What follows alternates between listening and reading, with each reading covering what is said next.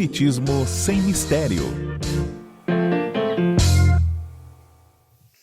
Olá, estamos iniciando o programa Espiritismo sem Mistério, estudando o Livro dos Espíritos, e como é bom estarmos reunidos em mais um programa, falando sobre tantos temas interessantes, como o do programa de hoje, que estamos abordando a questão da lei da destruição. Já entramos nesse capítulo, nesse tema no programa anterior, então se você está aqui pela primeira vez, assista também o programa anterior, onde nós iniciamos a abordagem desse tema. E hoje daremos continuidade. Pegue seu livro, seu caderno, faça suas anotações, porque a lei de destruição, e é uma lei, para nossa surpresa, né? Será que a lei de destruição é uma lei natural? E nós vimos que realmente é uma lei. Da mesma forma que existe a lei de conservação, existe a lei de destruição. É importante que as coisas se deteriorem, que as coisas mudem, que as coisas passem. E quando vem uma destruição e modifica todo aquele ambiente, toda aquela situação, tudo isso faz com que as coisas se renovem. Então, tem muito assunto interessante aqui na lei de destruição para vocês. E eu sou Solange Salão Godoy com o nosso querido André Luiz Ruiz. Como vai, André? Olá, Solange. Olá, queridas irmãs, queridos amigos. Esperamos que você possa nos acompanhar já com esse projeto de fazer o estudo do Livro dos Espíritos há tantos anos. Estamos já na pergunta 737, desde a primeira questão do Livro dos Espíritos, até mesmo antes, na introdução, nós estamos abordando pergunta por pergunta.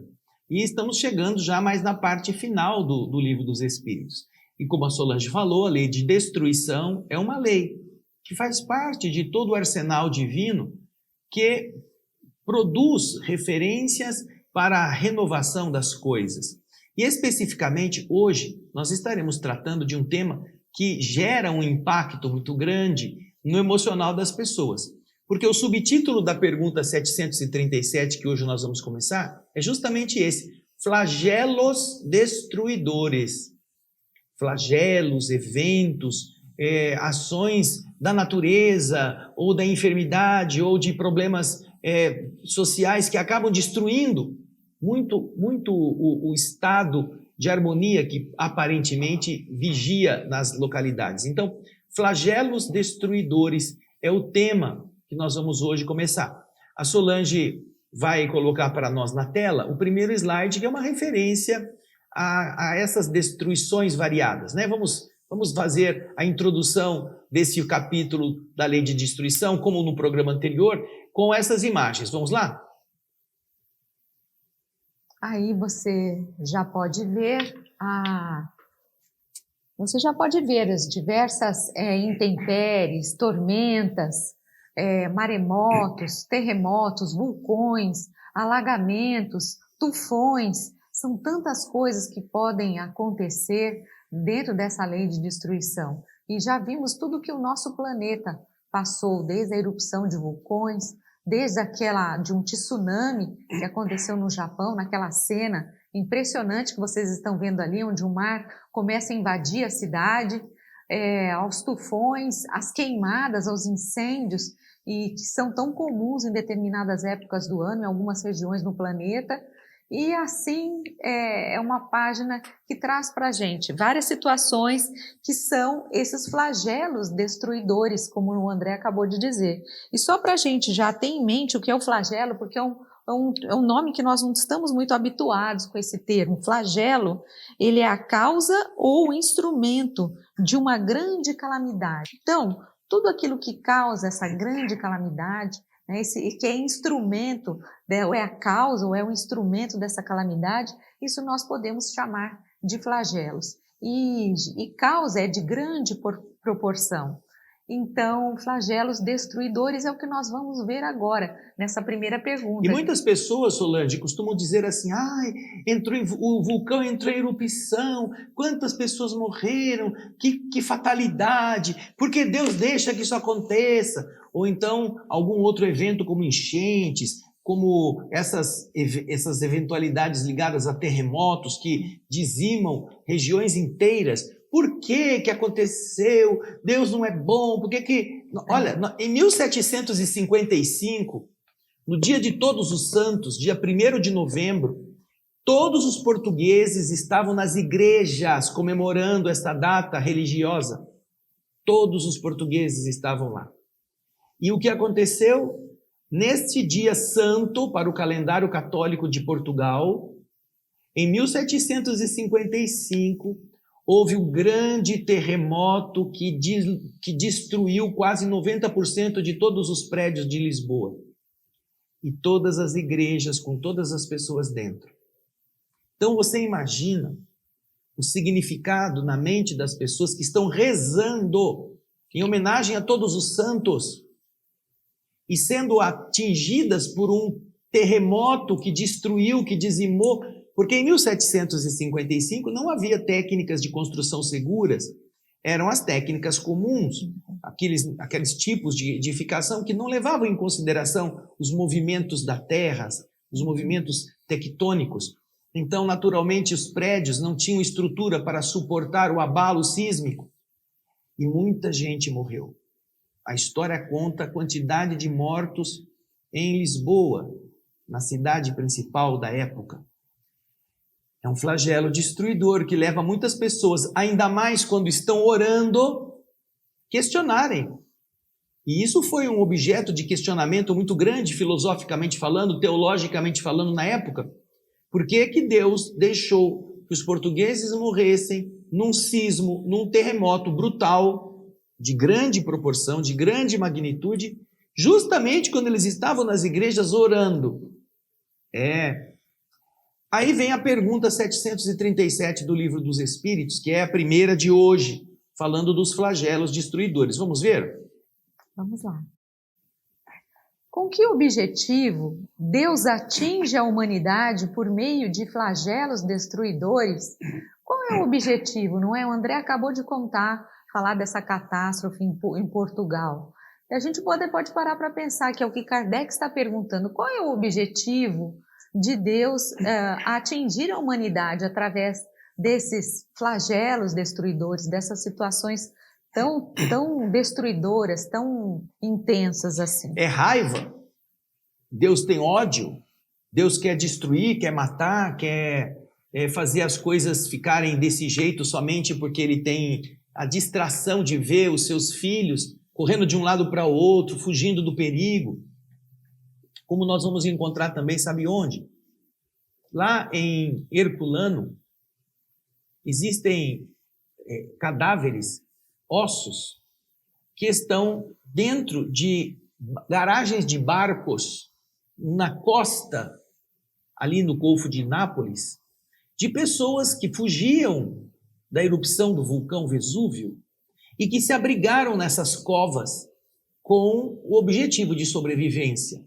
Porém, quando aquele fluxo piroclástico de calor, gás e cinzas incandescentes desceu a montanha, invadiu a cidade de Pompeia de um lado e Herculano de outro, não adiantou ficar escondidinho lá. Todos eles foram calcinados. E até hoje, se você procurar inclusive as fotografias de Herculano na internet, você verá que esses 7 ou 8 buracos onde eles guardavam barcos na época, eles estão com todos os esqueletos expostos. É um monumento aos que perderam sua vida naquela cidade. Os investigadores, os arqueólogos, deixaram os corpos nas mesmas posições em que foram encontrados. Então você vê pessoas se abraçando, caveiras ali, né? Agora são só ossos, atestando o estado de amedrontamento e o desejo de sobrevivência. Então a gente observa que em várias épocas, em vários lugares da Terra, estas realidades inesperadas, apesar de que, veja só, as pessoas construíram ali próximo de um vulcão, e você pode pensar assim, mas neste ano que o vulcão explodiu, as pessoas aprenderam que aquele vulcão pode dizimar todo mundo de novo, então ninguém mais construiu nada em volta. Lê do engano. É uma das áreas mais densamente povoadas do sul da Itália. Existem cidades, bairros inteiros na encosta do vulcão até hoje. Certamente que Herculano e Pompeia ficaram preservadas como nichos arqueológicos para estudo, mas em volta, nossa, são milhões de pessoas morando. Parece que esqueceram que aquilo... E o vulcão é monitorado, o vulcão sofre pressões. Nessa região, hoje nós estamos com o Campi Flegrei, que é um outro supervulcão que está debaixo, a caldeira desse supervulcão está embaixo do Golfo de Nápoles, e está fazendo erupções. Recentemente, um sismo, um terremoto moveu o terreno na região, derrubou construções centenárias em Nápoles. Você observa que está fumegando. Então, puxa vida, já foi avisado, já aconteceu uma tragédia com comunidades pequenas na época, e o povo foi lá e construiu no mesmo lugar. Estão habitando na mesma região. E agora não é só um pouquinho, agora é uma grande comunidade que, em volta da cidade de Nápoles, representa a primeira zona de impacto de qualquer erupção daquele vulcão. Seja o Campi Flegrei, seja o Vesúvio novamente. Então, a pergunta de Kardec é: qual é o objetivo do Senhor em permitir que a humanidade seja atingida através de flagelos destruidores? E essa pergunta a gente vai ver agora o que os espíritos respondem. A Solange vai ler para nós. Vamos lá? Para fazer a humanidade avançar mais depressa. Não dissemos que a destruição é necessária para a regeneração moral dos espíritos que adquirem a cada nova existência um novo grau de perfeição? É preciso ver o fim para lhe apreciar os resultados. Primeira parte, depois tem um outro slide que continua isso. Olha, deixa na tela. Deixa o slide na tela. Primeiro. Uhum. A finalidade é o quê? É avançar mais depressa a humanidade. Por quê? Quando a gente só vê o corpo físico, você pensa: morreu, que pena. Acabou com a existência daquela criatura, daquela região, os espíritos que estavam lá perderam a vida, os corpos. Mas, o que significa isso? Os espíritos estão explicando: nós já não dissemos que a destruição é necessária para a regeneração moral dos espíritos? Os espíritos continuam vivendo. Então, em cada nova existência, eles adquirirão um novo grau de perfeição. Perderam o corpo ali, vão voltar para o mundo espiritual e depois vão renascer novamente, vão renascer num outro lugar, vão ter um novo corpo, não perderão a vida. Então, é preciso ver o fim para ler e apreciar os resultados. Essa é a primeira parte. Agora vamos para a segunda parte no slide seguinte. Vocês o julgam apenas sob o seu ponto de vista pessoal e o chamam de flagelos por causa do prejuízo que lhes ocasionam. Mas esses transtornos são frequentemente necessários para fazer alcançar mais prontamente uma ordem melhor de coisas e em alguns anos o que exigiria séculos. Você vê, né, como os espíritos eles têm uma visão muito mais ampla. Aquilo que ia demorar séculos para acontecer, com um evento destruidor desse, pode acontecer em décadas, em alguns anos. A reforma de um ambiente, a sanitização de uma área, a mudança das estruturas geológicas, o afloramento de riquezas, a pulverização de um terreno com minerais que serão muito importantes para a produção agrícola. Nós temos aqui no Brasil, né, a região da Terra Roxa, que é a região que se comprovou ter tido no hemisfério sul o maior derrame de lava até então constatado pelos geólogos. E este derrame de lava, que foi uma erupção gigantesca que cobriu toda a estrutura geológica desta região sudeste e sul, produziu o que com o passar dos anos? A lava se solidificou, as intempéries foram quebrando esse material que veio lá das profundezas, com toda a sua virgindade, a sua riqueza mineral, e ele se agregou ao solo, tornando o solo extremamente rico em vários minerais, para a produção agrícola. Então, nós consideramos que é um flagelo porque o carro pegou fogo, a casa caiu, a pessoa ficou no hospital, ela morreu aqui, ali, assim, assado, o rio invadiu a casa, porque causa prejuízo. E que, às vezes, faz com que as pessoas percam a vida física naquela existência. Porém, como ele disse, volta na tela o slide que estávamos comentando, olha lá. Mas esses transtornos são frequentemente necessários para fazer alcançar mais depressa uma ordem melhor de coisas. E em alguns anos, aquilo que exigiria séculos. E ele faz uma referência ao número 744, que é a pergunta que mais para frente nós estaremos chegando nela, que é a pergunta 744 do Livro dos Espíritos, para que nós possamos entender. Ele vai falar sobre a guerra, mas hoje nós não vamos abordar essa questão, deixamos aí para que você pudesse pesquisar por você mesmo, que é o próximo tema, depois da lei de destruição, virá o tema das guerras, tá? Então, é referente a este tema de guerra que a resposta está fazendo esse link, essa ligação com a questão 744 do Livro dos Espíritos. E aí, Solange, quer comentar alguma coisa? Eu acho que é interessante aqui a gente guardar assim, quando você vê um flagelo, uma coisa destruidora, nós temos em mente sempre duas situações.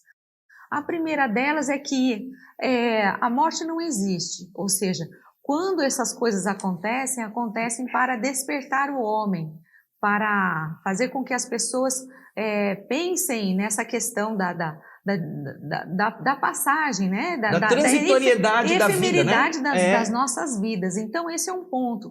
Sempre que esses flagelos acontecem, a humanidade desperta para essa questão mais espiritual.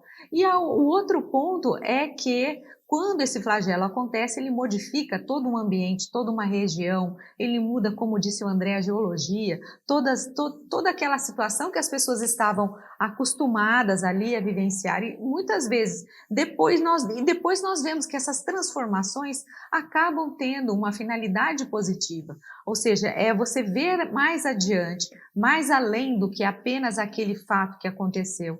E uma outra coisa que eu gostaria de chamar a atenção aqui para vocês, que eu acho que também vale a pena a gente realçar, no caso de Herculano, de Pompeia, como o André estava comentando, que nós vimos que depois as regiões onde a lava cobriu o terreno, o solo ficou mais enriquecido, nós temos também a preservação de um sítio arqueológico que ficou naquela área.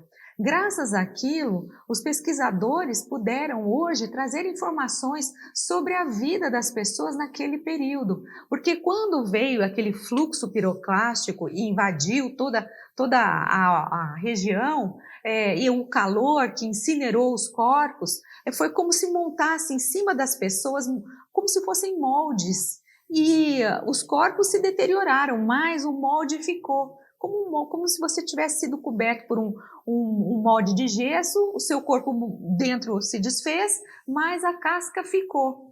E assim, eles puderam observar como era o dia a dia. Então, eles encontraram padarias, eles encontraram os fornos, os pães que estavam sendo ali preparados, eles encontraram obras de arte, locais que foram preservados, salas, afrescos nas paredes, o chão com aquelas peças, mosaicos, obrigada, André. Então tudo isso ficou preservado e hoje nós temos uma ideia de como era a vida da população naquele período, que é algo que também é algo triste, sim, sem dúvida, mas é algo que nós também tiramos uma lição, tiramos um ensinamento. E é legal isso que você está falando, Solange, por quê? Porque se Pompeia sofreu um impacto muito maior dos fluxos de lava, Herculano ela foi sendo sepultada por cinzas quentes. Então as cinzas foram caindo,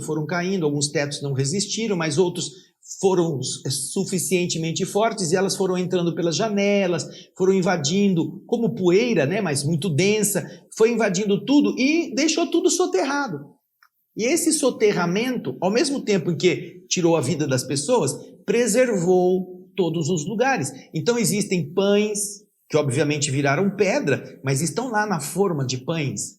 Existem ânforas com determinados produtos que estavam lá e que agora continuam existindo. Existem, como a Solange falou, afrescos nas paredes que estão sendo descobertos recentemente com toda a sua riqueza de coloração. Então, você vê, né, que estraga de um lado, mas permite que depois os homens aprendam com o estudo dos hábitos daquela comunidade, fazendo então com que se retenha na memória atual algo de como era a vida naquele tempo.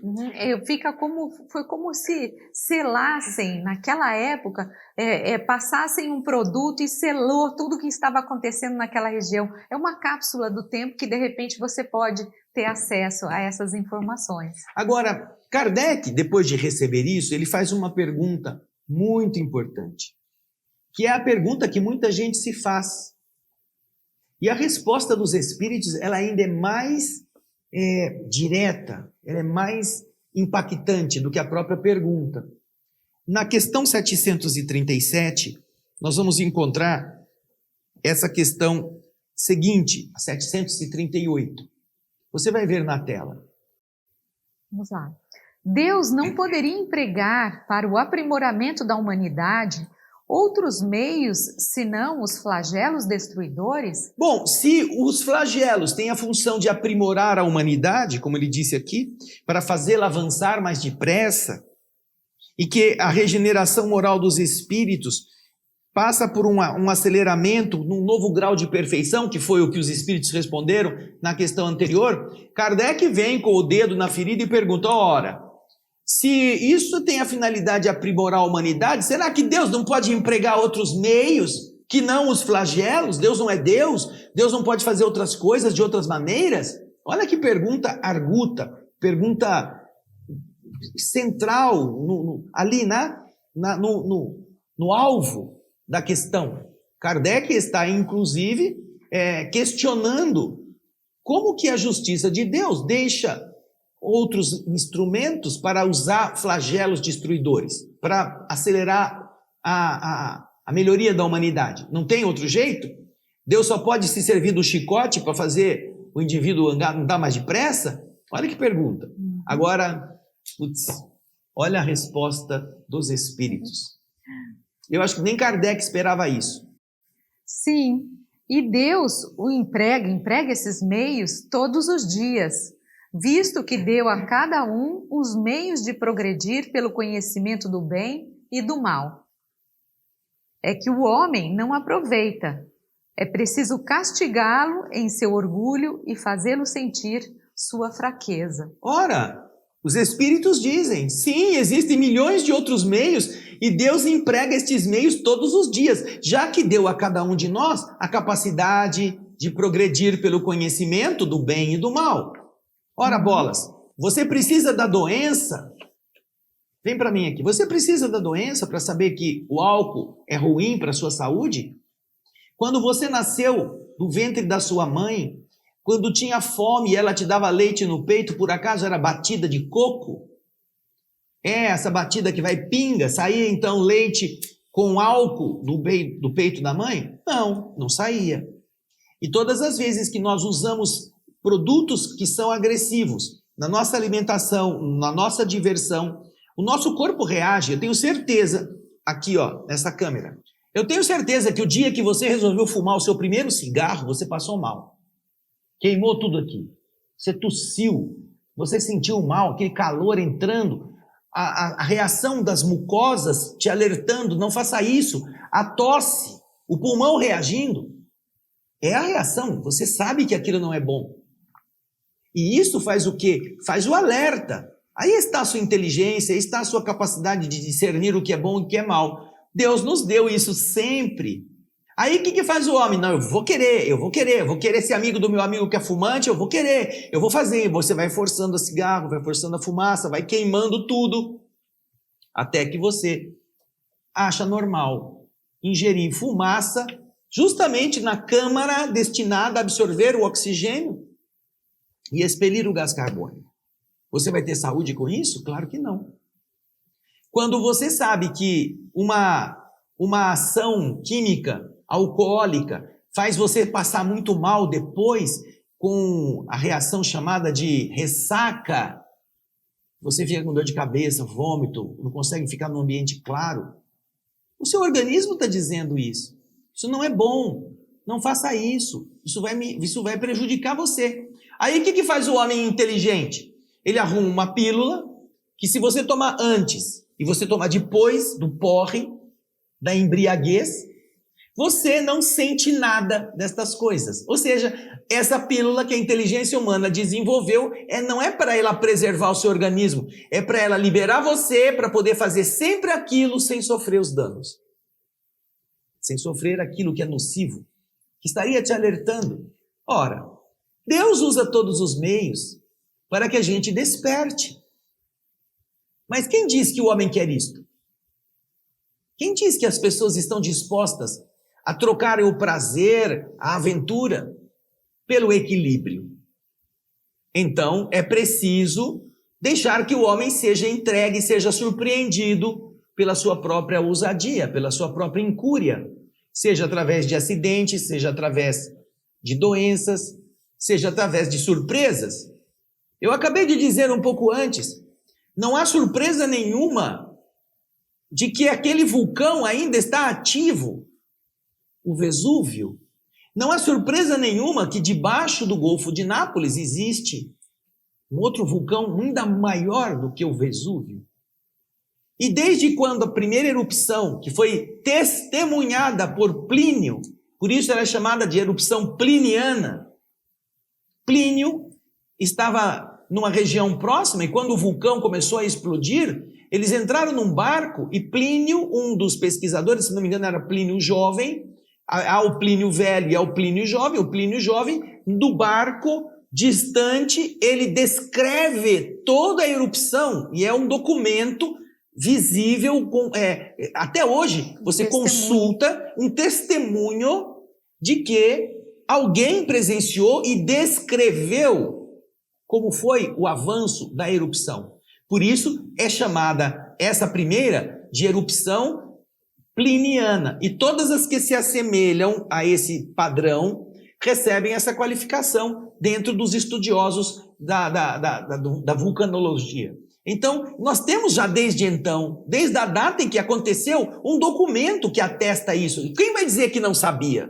Todo mundo sabe.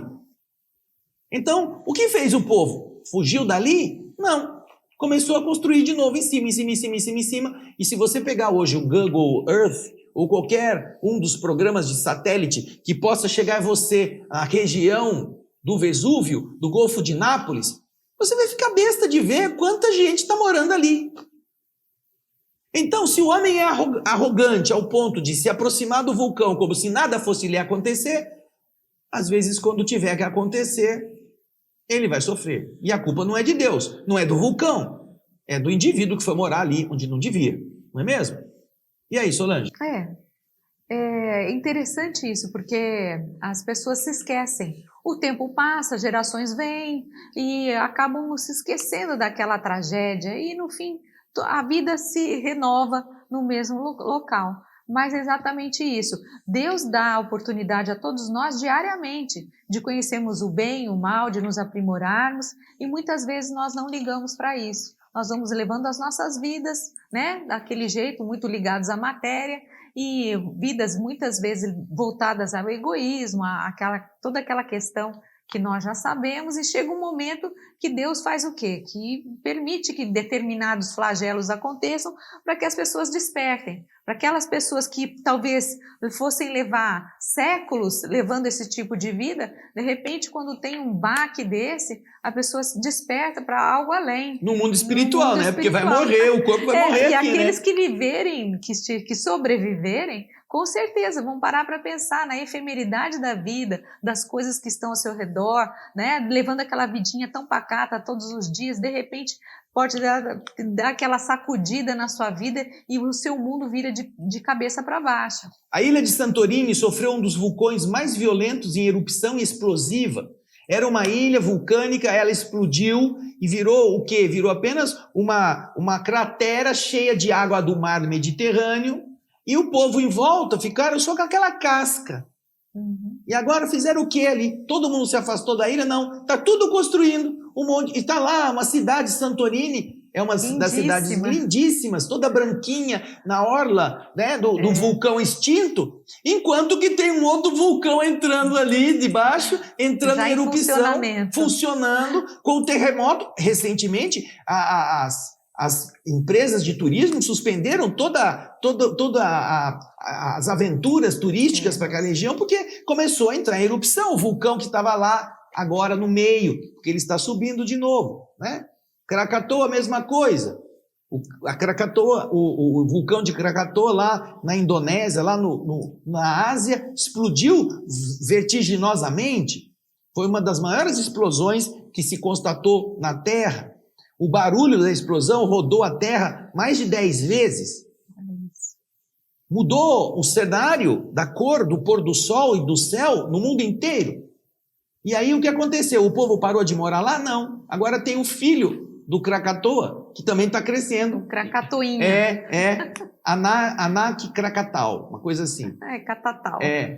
Que está lá agora, no mesmo lugar, em erupção, entrando em erupção, fazendo terremotos. Então você vê, né? O homem, como ele disse aqui, às vezes ele não aproveita na sua inteligência, ele não aproveita as lições. E então é preciso fazê-lo lembrar, é preciso castigá-lo no seu orgulho e ele perceber que ele é frágil, que ele não é o maior, o mais importante, indestrutível, né? Ele é uma peninha que qualquer brisa pode dobrar. Então, é uma maneira de ajudar o homem a pensar. Agora é interessante porque a gente vê essa resposta aqui que os espíritos estão dando. Bom, Deus fornece essa possibilidade de nós nos modificarmos. O homem não quer saber disso, então Deus dá aquele flagelo para que o homem desperte, para que ele, né, vivencie essa tragédia. Deus deixa que a natureza siga seu curso. Deixa que tudo aconteça. Isso. E aí, olha só a pergunta que Kardec vai colocar agora, que interessante, porque Kardec vai dizer, deixa eu pôr aqui para vocês, mas nesses flagelos, o homem de bem sucumbe da mesma forma que o homem perverso. Isso é justo? Vai morrer gente boa e vai morrer gente má. Se só morresse os maus, esses arrogantes, esses prepotentes, tá certo, né? Tá soltar bom. Essa calamidade toda, esse flagelo todo. Mas não, no flagelo tem gente boa, tem gente ruim. É justo que aquele homem que é bom, que é devotado, que está levando uma vida, né, dentro dos preceitos morais, né, fazendo o possível, de repente esse homem está nesse rolo. É justo que isso aconteça com essa pessoa? Vamos ver a resposta dos espíritos, porque ela também é muito interessante. Vamos lá? Durante a vida, o homem relaciona tudo com o seu corpo, mas, depois da morte, ele pensa de outra forma. E como já dissemos, a vida do corpo é pouca coisa. 1 século do vosso mundo é um relâmpago na eternidade. Continua no slide seguinte. Portanto, os sofrimentos do que chama alguns meses ou alguns dias não são nada, apenas um ensinamento para vocês e que lhes servirá no futuro. Os espíritos, eis o mundo real, preexistentes e sobreviventes a tudo, são os filhos de Deus e o objeto de toda a sua solicitude. Continuando, os corpos não são senão os trajes com os quais eles aparecem no mundo. Nas grandes calamidades que dizimam os homens, é como um exército que durante a guerra vê os seus trajes usados, rasgados ou perdidos. O general tem mais cuidado com os seus soldados do que com suas vestes. Então nós vemos que, segundo essa resposta tão clara, os espíritos estão tratando de oferecer aos espíritos encarnados um projeto de evolução, não para corpos. O justo vai morrer, mas ele não vai morrer, o corpo dele vai morrer, e se ele for justo, ele terá uma nova chance num outro corpo em que ele continuará a desenvolver os seus talentos de justiça. E o maldoso? O maldoso poderá sofrer os efeitos daquele evento e vai meditar se valeu a pena ele ser mau, ou deveria ele ter mudado. e ele terá que renascer. Então, para os espíritos, o processo de desencarnação é apenas um detalhe, porque o mais importante é como a gente evolui. E eles estão dizendo isso, essa possibilidade durante a vida do homem. O homem relaciona tudo com o seu corpo. Ai, meu corpo, eu tenho que preservá-lo, eu tenho que fazer isso para ele durar muito. E veja só, o cemitério está cheio de gente saudável. Cheio de gente que nunca morreu, nunca ficou doente. Cheio de pessoas que nunca precisaram tomar remédio, que eram atletas, que faziam ginásticas, que tinham toda uma estrutura saudável de vida. E isso não impediu que o corpo morresse. Não quer dizer que você tem que abusar, que você tem que ser doido, que tem que fazer maluquices, não. Mas a morte é um processo natural. Já é a lei de destruição natural para todos. Então, se isso acontece assim, é porque é necessário que a gente recicle aquilo que vai para a natureza e aquilo que vai continuar vivendo, que somos nós, analisando se fizemos boas coisas, se fizemos coisas ruins, para mudar isso. Então, para os espíritos, a vida física é pouca coisa, como ele disse. Uma vida é como um relâmpago na eternidade. Agora, os sofrimentos daquilo que se chama alguns meses ou alguns dias não são nada. É a continuação da resposta do slide 9. Apenas um ensinamento para vocês e que vai servir ao futuro. Os espíritos, eis o mundo real, que é anterior e é posterior àquilo que o mundo físico representa. Os espíritos, o mundo real, preexistentes e sobreviventes a tudo, são os filhos de Deus e o objeto de sua preocupação, de seu carinho, com os quais eles aparecem no mundo. Nas grandes calamidades que dizimam os homens, é como um exército que durante a guerra vê os seus trajes usados, rasgados ou perdidos. O grande general divino, ele cuida mais dos seus soldados do que de suas roupas. Aí Kardec, depois dessa resposta tão mais profunda do que se poderia esperar, o que ele faz? Ele faz uma pergunta, 738b. Você vai ver aí na tela. Mas as vítimas desses flagelos não são menos vítimas? Elas não são menos vítimas. Ora, é vítima. Uhum. Eles foram colocados ali e estarão sofrendo. Sejam justos, não sejam justos, eles não são vítimas. É a pergunta que Kardec faz para a resposta que os espíritos darão na sequência. Se considerasse a vida por aquilo que ela é e o pouco que é com relação ao infinito, se atribuiria menos importância a isso. Essas vítimas encontrarão em uma outra existência uma larga compensação aos seus sofrimentos, se elas sabem suportá-los sem murmurar. Olha aí, essa é outra condição. Ah, você passou por uma situação que você achava que não merecia. Ótimo! Como que você vai reagir a isto? Se rebelando contra Deus? Achando que você foi injustiçado? Ficando com ódio das eventuais circunstâncias? Essas vítimas vão encontrar um lugar onde elas se sentirão melhor, onde elas poderão desfrutar da sua capacidade de assimilar esses ensinamentos, sobretudo se elas aprenderem a passar por isso com resignação. É um teste.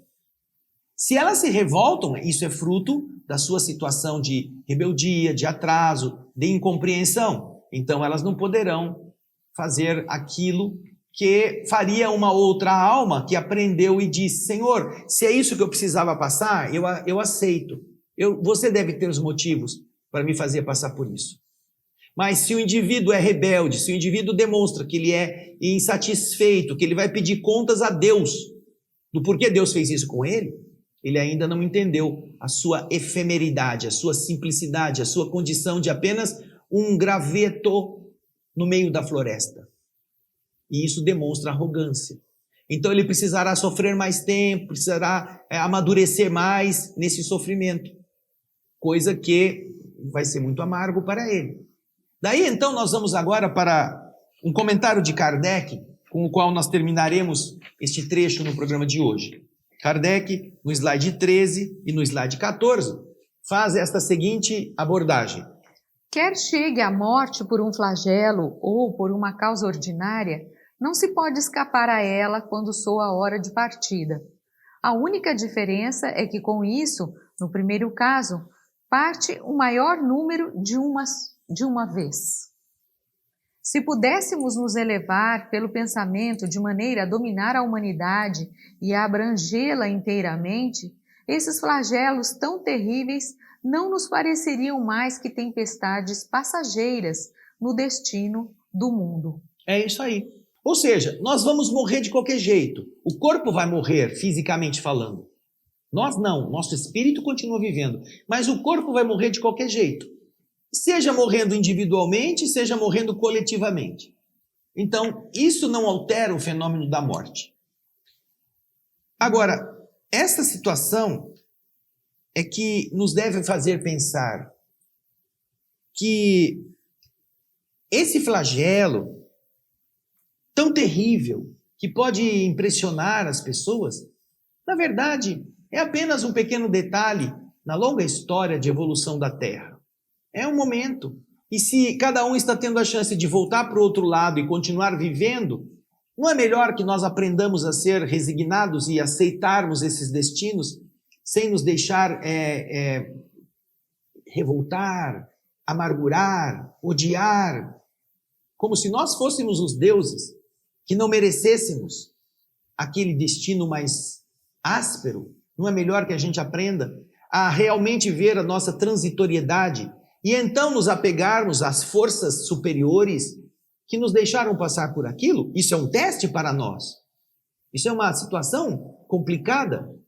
Me faz lembrar do indivíduo que programou viajar com a família, levou o carro para deixar tudo ok e saiu para viajar de noite. E estava andando de noite, o carro começa a dar problema com uma chuva lascada, e ele vê que o carro pifou e ele teve que pôr o carro no acostamento. A família dentro, aquela chuva, e ele então sai para ver se ele conseguia fazer o carro ligar, Solange, e chacoalha o motor e o carro não pega. Aí ele fala para a esposa, espera aí, eu estou vendo que tem uma placa que tem um posto de gasolina, daqui a alguns 2 quilômetros eu vou lá. E então, com raiva, ele dá um pontapé no pneu, sai todo molhado, com uma lanterninha no meio do caminho, e começa a descer a estrada no vale que tem ali. E quando ele chega na beira do vale, ele descobre que o rio tinha acabado de levar a ponte embora. Não tinha ponte ali. Se o carro não tivesse quebrado antes, ele teria morrido com toda a família. E ele que então xingou o carro, regressa todo molhado, e a mulher não entende nada, porque quando ele chega no carro, ele abraça o capô e beija o capô do carro. Que foi o motor que parou, que eles todos não morreram. E isso dá a ideia do que significa às vezes um flagelo na nossa vida. Uma situação que nos altera, uma situação que nos desperta. E quando você entende o motivo, você queria viajar, mas você ia cair na valeta. Ia morrer todo mundo afogado. Uhum. Você descobre que Deus é muito melhor do que a gente pensa. Exatamente. Essa visão que os espíritos sempre nos passam. A gente deve ter sempre essa noção do que o plano espiritual está querendo nos ensinar diante de tragédias, de calamidades, porque tudo tem uma finalidade. Nada é ao acaso. E nós estamos vendo que os flagelos, eles sempre vêm com alguns objetivos. Um deles é fazer com que o homem progrida, com que ele se melhore através desses flagelos. E nós vamos ver que quando essas coisas acontecem, muitas vezes, eu até tenho anotado aqui, isso proporciona ao homem a oportunidade de exercitar a sua inteligência, a paciência, a sua resignação. Então são provas, testes em que o homem, como já disse o André, ele precisa vai ser testado na sua inteligência, ou seja, como é que ele vai encontrar caminhos para resolver aquela calamidade. Ele é testado na sua resignação, na aceitação de passar por uma prova tão difícil com resignação e assim se melhorar, porque ao mesmo tempo também faz com que o homem tenha que se doar, tenha que ajudar as demais pessoas. E isso também é o objetivo das calamidades, você ser solidário, porque é num momento desses que nós temos que ajudar uns aos outros. Nós vimos, né, na enchente no Rio Grande do Sul, quantas pessoas não se uniram para fazer com que aquelas pessoas que vivenciaram aquela tragédia das águas, que pudessem ser socorridas, resgatadas. É um flagelo, uma calamidade, e que o homem teve que se desenvolver para conseguir solucionar aquela situação. E nós estamos agora com o flagelo destruidor, que é o nosso tempo. Então, a gente vai continuar esse assunto no próximo programa, tá bom? Um grande Obrigado. abraço, até o próximo. Até o próximo. Beijo. Espiritismo sem mistério. Tchau.